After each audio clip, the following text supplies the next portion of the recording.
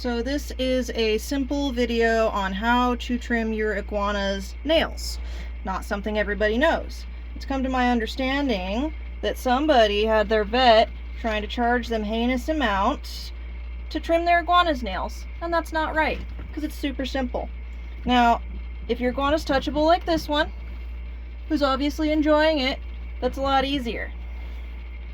And what you do is you gently take the foot, and they gently like to put their foot like this. Generally, this is what they like to do with their foot. That makes it pretty easy. So his nails are pretty, no nibbling me.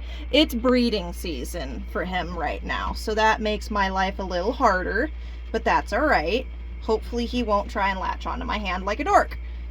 But his nails are pretty short right now because I keep them pretty well trimmed, but that's all right. They do need trimmed a little bit right now. So what you do is you take the tip right here only. That's it. He's not gonna jerk back because it doesn't hurt. I'm not hitting as quick. Most iguanas have very dark nails. You can't see they're quick. His are a little lighter. And you can see how this has a curvature right here, this nail. You really only want to take off this tip halfway up the curvature, not all the way up the curvature, right about there. It's a good spot. And again, they're not super hard. The only difficult part is angling.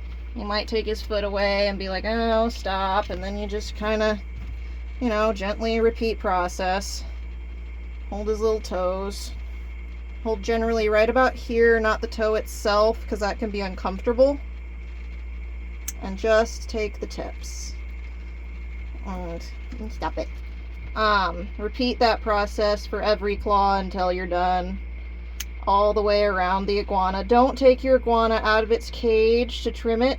They don't like being in places they don't understand. This is his territory. He feels safe in here.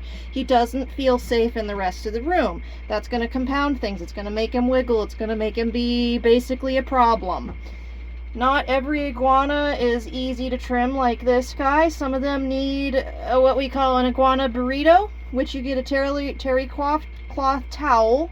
You wrap around this part of their body to keep this sharp little nose and these razors from getting you. Don't ever grab your tail. You know, never use this as a thing to hold, because these can drop. And we don't want our iguana's tail to drop. We want them to be comfortable, not in pain, and as fearless as possible. But I would suggest with an iguana, what you're going to want to do is you're going to want to get them used to handling and touching and being caressed and all this contact. Make this a normal thing for them so that when you go over to touch his foot, he's okay with it. And you work with them. His back feet are terribly sharp, and that's okay. So all we got to do is just take the tips. Just the tips. Oh, and he didn't want me to mess with that toe. Nobody. And don't let them out-stubborn you, but find a way to not let them out-stubborn you where there's not conflict happening, where you're kind of being the boss, but it's not a fight. Because obviously no one wants to fight an iguana. That's not fun. Just be gently persistent, and they will eventually give up. Eventually might be 3 days later, but still. Now his backs are good. Now, I've been doing this a lot. I know exactly where to trim. You know, he's doing really well. But I would suggest getting a product called Quick Stop or Bleed Stop. It's basically the exact same thing. And that means if you trim too far down and you get into the quick and you get really, really far into the quick, what's going to happen is that's going to bleed, and that's not going to really want to stop. And you don't want that. So that you basically just roll the powder in onto the iguana, the nail, whatever's bleeding, and it stops the issue immediately. That's also great for if an iguana loses a toenail, like they snag it on something like this. My older male iguana lost his toenail on one of these, and I had to do exactly that because it was lost at this point and bleeding absolutely everywhere. And it stopped the problem immediately. Yes, it did. Yes, but you didn't see that because you don't share a cage with him. But yes, get your iguana used to being touched and manipulated and bothered. Get them used to being touched everywhere, gently, obviously, and then just work with them. Just do the very tippy tip. And no, we're not being held right now. No, we are not. Thank you, sir. Get them used to being touched all over if you can. Start this at the youngest age that you can, and just gently, gently. I'm not putting pressure on him. I'm not forcing him to be in this. I'm just gently putting his foot back, and I'm trimming the very tip, and that's all I'm doing. I'm being really careful because his tips are pretty well trimmed, and I don't want to trim too far down.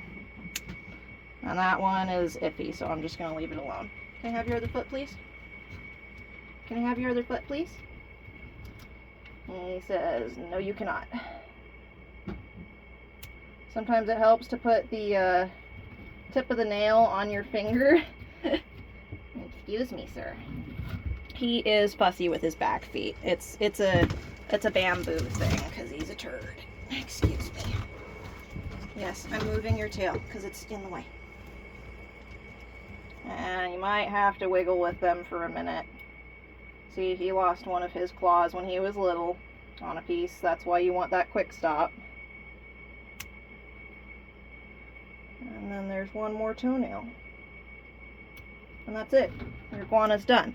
Now, people have put things like sandpaper stuff that you use for birds' nails on their branches where your iguana basks. That is helpful. My adult male, my larger male, because he's an adult to sub-adult, he's still young-ish. This is his second breeding season where he's been active. I like to put big slabs of slate where I feed him. That way when he goes to eat, he's getting his nails all scratched up and he's not constantly on an abrasive surface. He's still on a natural surface when he's basking. And it does help keep his nails a little shorter, but you're still going to have to maintain. Bamboo, I personally trim. So do I trim Aztec as well. But I feel like the slate helps with Aztec because as they get older, their nails will grow faster. I mean, iguanas grow pretty fast in general, no matter what you do. And again, this guy's being very physically vocal because he's in breeding season. And that's alright, he'll get over it in a month or two. And he'll still be a love. He's also got his girlfriend down here, which keeps my hand and my wrist safe. He obviously beats that poor thing up instead of me. And that's just fine.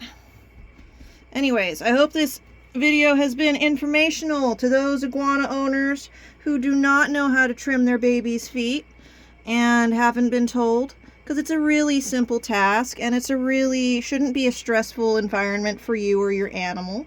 It should be something that they enjoy because you're getting contact with them, and iguanas can learn to enjoy contact and enjoy that feeling. And I'm being really careful how I'm petting him, making sure I'm not hurting his spines. So just work with your animal.